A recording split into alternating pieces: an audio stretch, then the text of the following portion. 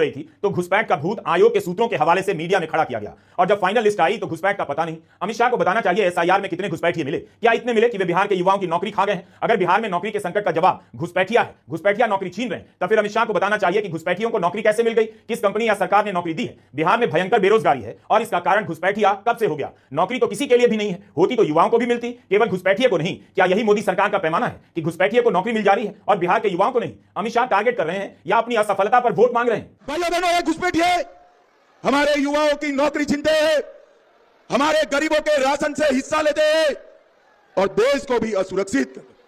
मैं आज सीमांचल के पूर्णिया में पूरन देवी की भूमि पर बनमक्की में आज कहकर जाता हूं, न केवल घुसपैठियों को निकालेंगे, उनका अरे सुनो सुनो, उन्होंने जो अतिक्रमण किया है ये भी पूरा जमीन दोस्त कर सीमांचल की भूमि को यहां पर जितने भी अवैध धंधे लालू के राज में शुरू हुए और घुसपैठियों ने बढ़ाए हैं, अगले 5 साल में सीमांचल में एक एक अवैध गतिविधि को भारतीय जनता पार्टी और एनडीए की सरकार उखाड़ फेंकेगी, उखाड़ फेंकेगी।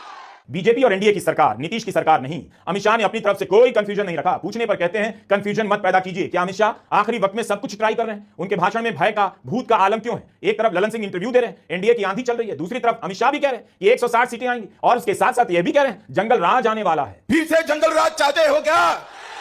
जोर से बोलो, चाहते हो क्या? जरा भी गलती हुई, तीर और कमल छाप के अलावे कहीं गए तो भेष बदलकर, चेहरा बदलकर, कपड़े बदलकर जंगल राज आने वाला है।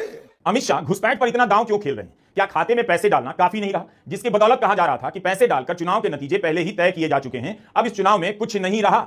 अमित शाह के भाषण में पैसे गिनाए जा रहे हैं और दावा कर रहे हैं कि आगे भी बढ़ा देंगे, 2 लाख की राशि को 5 लाख कर देंगे। उन्हें बताना चाहिए कि 20 साल में कितनी चीनी मिलें लगी हैं, लेकिन वादा कर रहे हैं अगले 5 साल में 25 चीनी मिलें लगा देंगे। इतना ही नहीं, अगले 2.5 साल में हर जीविका दीदी के बैंक अकाउंट में 2 लाख रुपया हम डालने का काम करेंगे। 2 लाख। भाइयों बहनों, विधवा पेंशन को हमने बढ़ाकर 400 से बढ़ाकर 1100 किया, जीविका दीदी का मानदेय दुगना किया, आशा बहनों का मानदेय 1000 से बढ़ाकर 3000 किया, ममता कार्यकर्ताओं का प्रसव का फीस डबल किया, रसोइयों का मानदेय 1650 से 3300 किया, आंगनवाड़ी सेविकाओं का मानदेय 7000 से बढ़ाकर 9000 किया और आंगनवाड़ी सेविकाओं को फोन खरीदने के लिए 11,000 रुपया देने का काम नीतीश कुमार जी ने किया।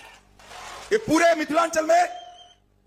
मिथिलांचल का सम्मान करने का काम एनडीए की सरकार ने किया। अगस्त के महीने में नीतीश कुमार की